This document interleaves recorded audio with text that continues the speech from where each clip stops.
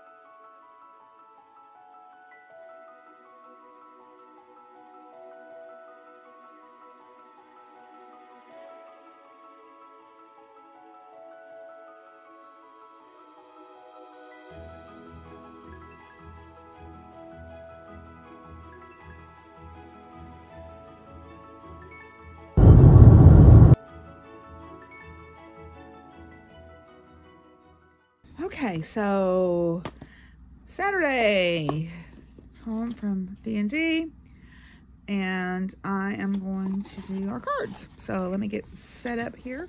I had a good time playing D&D. Saw an amazing sun pillar on the way home. Sun pillars happen because of ice in the clouds, and when the sun hits it, it looks like basically like this laser beam is shooting up out of the sun. So I didn't get any very good video because I was driving, but I got a couple of okay pictures of it. It was stunningly beautiful. It really was stunningly beautiful. So anyway, heard from Joel. They're doing good at the mall this weekend, so that's nice.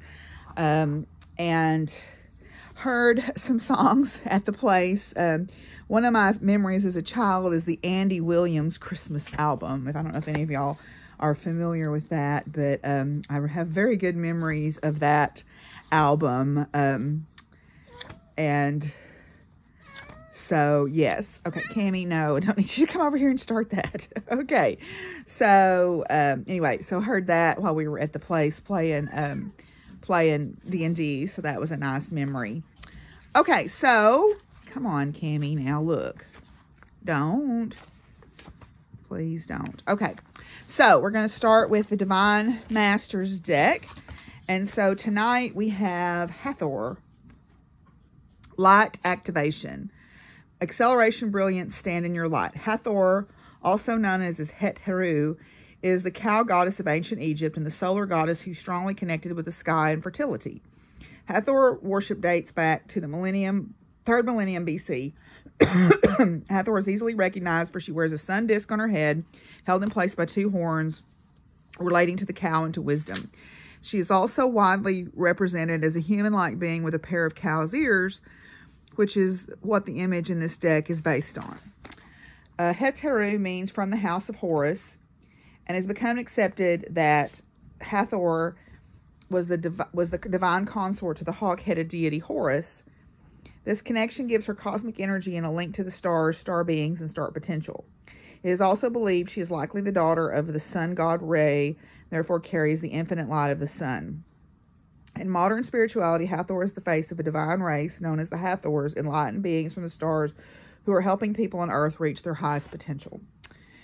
Light and joy and success surround you now. If you've been going through dark and challenging times, the clouds are now parting and the light of the sun is shining upon you. This is a time of acceleration and success. Old dreams and visions may come to light now, for whatever has been blocking you and holding you back is now being released, making space for an influx of energy, drive, and movement. Hathor is encouraging you to set your sights higher than before. Reach for the sun, bask in your own brilliance. If you have been holding back on a project or waiting for the time to move forward, the time is now. The wheels are turning. Your life is moving, so enjoy the light. Cool.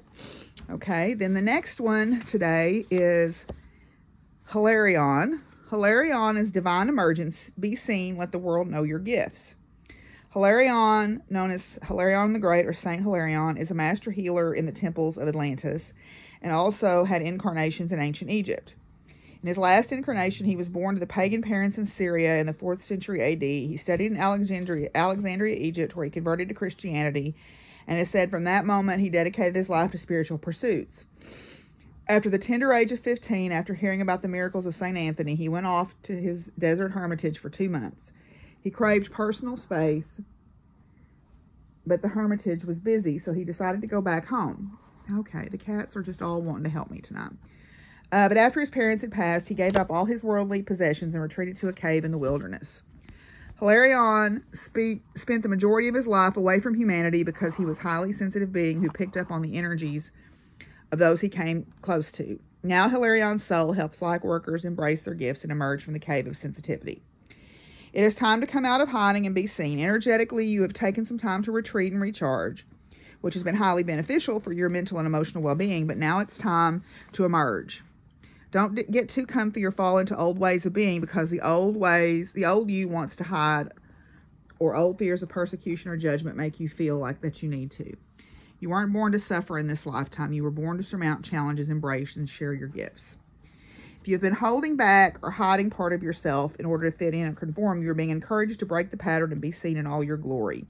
You are a powerful teacher and healer with the ability to break outworn family cycles and help others radiate their brightest light. Boy, this cat is just not giving up, is she? Okay. All right. Your personal journey also shows others that it is possible for them, but to do this, it has to be shared. Let all your gifts be shared. So that's good. All right. Very good message tonight. Okay, so let me put these away, and then we will move on to the Angels and Auras deck. So tonight in Angels and Auras, we have angels are watching over you. Angels are watching over you is the absolute divine confirmation that your angels are now with you. You have been seeing signs and asking yourself, is this a message from my angels? It is perfectly normal to question. However, this card is your validation that the messages you're receiving are angelic in nature. So trust your intuition. Your angels are near you now. The first thing we want you to know is when this card is inverted is you are never truly alone. You may be so distracted or challenged by life that you aren't seeing the signs of your angels, and it can be difficult to stay awake for those messages when life is in upheaval. You haven't been deserted. Your angels will never stop loving and supporting you, even if you can't see them right now. Ask your angels to up the volume of their guidance to you.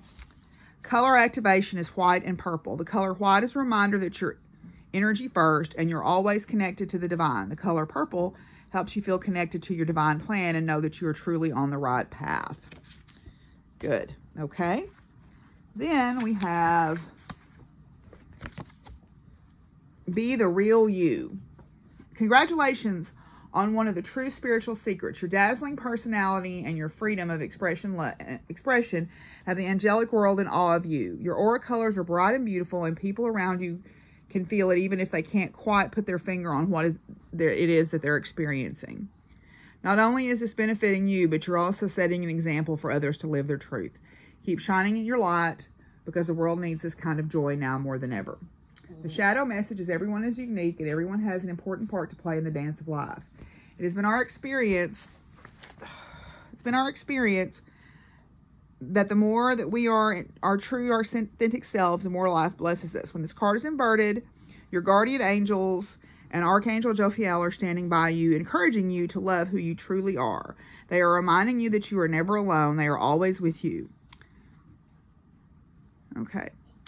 Consider doing some mirror work by saying to your reflection just how amazing, brilliant, and wonderful you are. Boy, I could probably use some of that. Color activation is pink and green. Pink energy is embracing you with self-love and confidence. The color green is gently boosting your self-expression and allowing you to speak your truth. Alrighty, so that is it for Saturday. This video is probably going to go up late because, like I said, I got a lot going on, and so it probably won't go up till Sunday. But we'll play like it went up on Saturday. I'll see y'all Sunday.